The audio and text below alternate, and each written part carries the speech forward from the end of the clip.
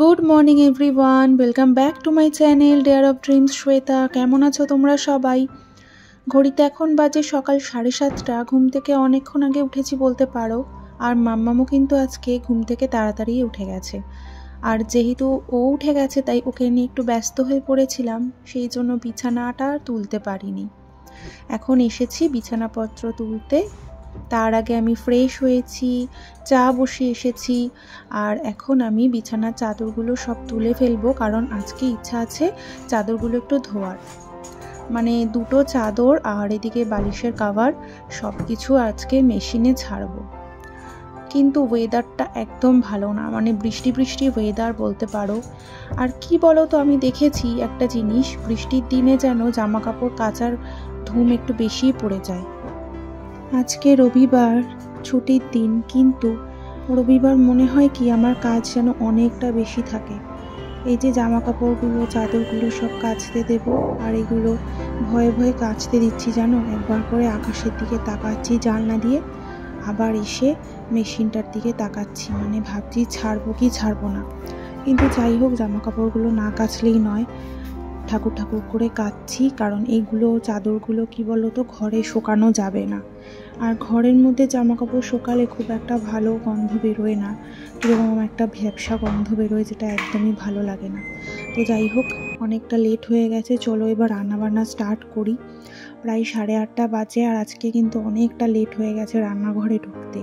ধীরে সুস্থে সমস্ত কাজকর্ম করছি, আর এখানে ফ্রিজের থেকে সমস্ত সবজি বার করেছি, সেগুলো কেটে নিচ্ছি। যেগুলো সবজিগুলো ধোয়া থাকে বলে আর এখন আলাদা করে ধোয়ার ব্যাপারটা নেই, শুধু ঝটাঝট কাটবো আর রান্না চাপাবো।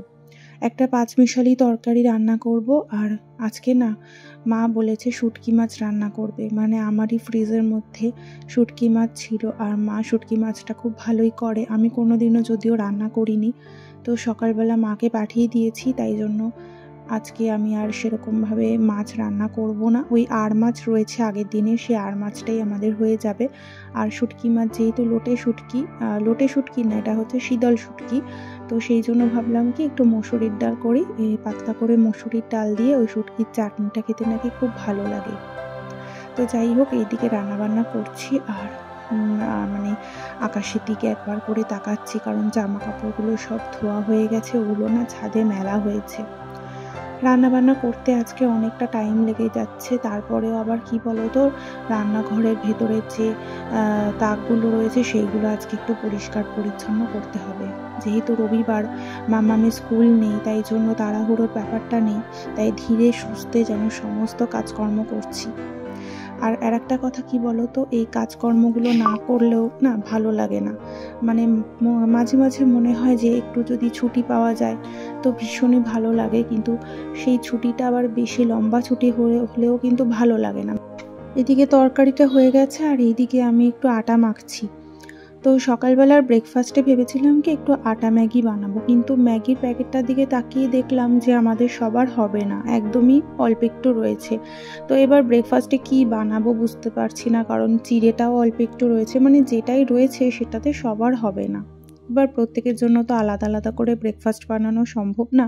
তো হঠাৎ করে আমার মাথায় আসলো কি আলুর পরোটা বানাই। আর হাজব্যান্ডকে যখন বললাম আলুর পরোটা খাবে কিনা, তার মুখে তো একগাল হাসি, কারণ আমি তো জানি সে আলুর পরোটা খেতে খুবই ভালোবাসে। তো ছুটির দিনে যাই হোক, এখন চটজলদি একটু আলুর পরোটা বানাবো, আর খুব সিম্পলভাবেই বানাচ্ছি। আলুটা সেদ্ধ করে নিয়েছি, পেঁয়াজ কুচি দিয়েছি, একটু কাঁচা লঙ্কা দিয়েছি, নুন আর একটু গোলমরিচের গুঁড়ো। এবার পেঁয়াজটাকে সবসময় আমি না একটু ভেজে নিই, একটু ভালোভাবে করি মশলা টশলা দিয়ে, কিন্তু আজকে না টাইম নেই, হাজব্যান্ড আবার একটু বেরোবে, তাই ভাবলাম যে যতটা তাড়াতাড়ি সম্ভব আলুর পরোটাটা বানিয়ে দিই। আর আলুর পরোটা তো এমনিই খাওয়া যায়, একটু টমেটো সস দিয়ে খাওয়া হয়ে যাবে। মানে আজকে ব্রেকফাস্টে আমার হাজব্যান্ড তো খুবই খুশি হয়ে গেছে, কারণ ও না ভাতের থেকে রুটিটাই বেশি ভালোবাসে, আর সেটা যদি পরোটা হয় তাহলে তো কথাই নেই। এই আলুর পরোটা বানানোটা না আমি আমার বরের থেকেই শিখেছি, মানে আমি বিয়ের আগে কখনো বানাইনি, আর বিয়ের পরে যখনই বানিয়েছি আমার বর আমাকে দেখিয়ে দিয়েছে কিভাবে আলুর পরোটাটা বানাতে হয়।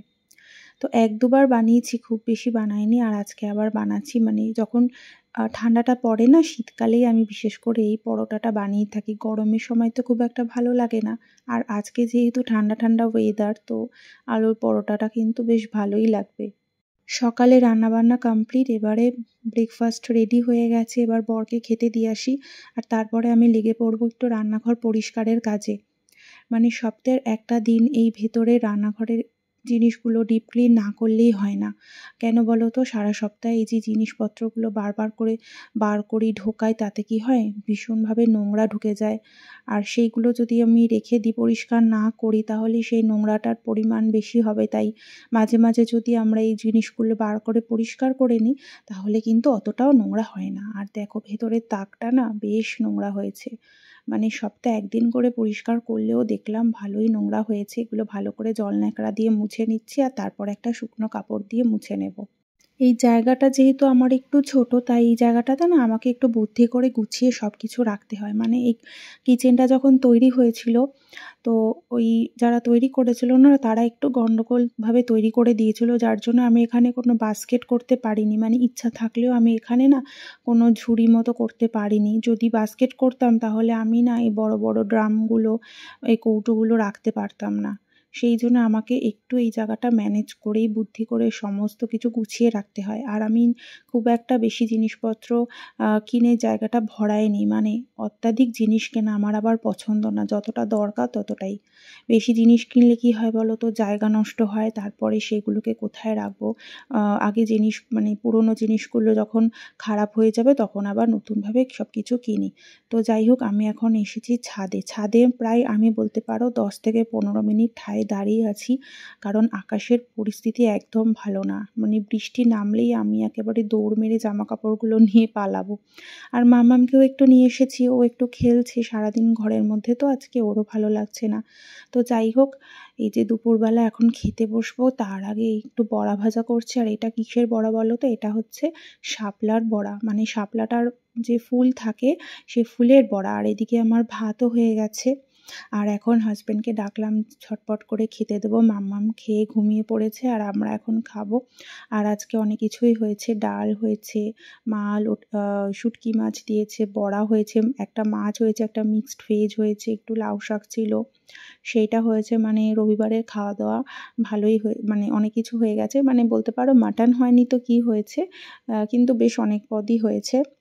তো আমরা এখন খাবো আর খেতে খেতে দুজনে বকবক করবো। আর এই সময়টাই আমাদের হচ্ছে বেস্ট সময়।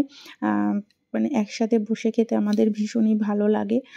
যেহেতু সারাদিন আমার হাজব্যান্ডও ব্যস্ত থাকে, তো ওকে ছাড়া মানে একা একা খেতেও আমার ঠিক ভালো লাগে না। তো চলো ঝটপট করে দুপুরের খাওয়াটা খেয়ে নিই আর তারপরে তোমাদেরকে একটা জিনিস দেখাচ্ছি।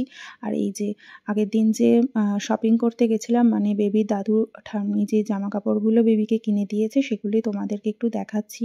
আর আমার শাড়িগুলো না আমি একদম দোকানে দিয়ে দিয়েছি, যেহেতু অনেকটা টাইম হয়ে গেছে। এখন যদি আমি দোকানে না দিই তো আমাকে আর ব্লাউজ বানিয়েও দেবে না, ফলস পিকো করেও দেবে না।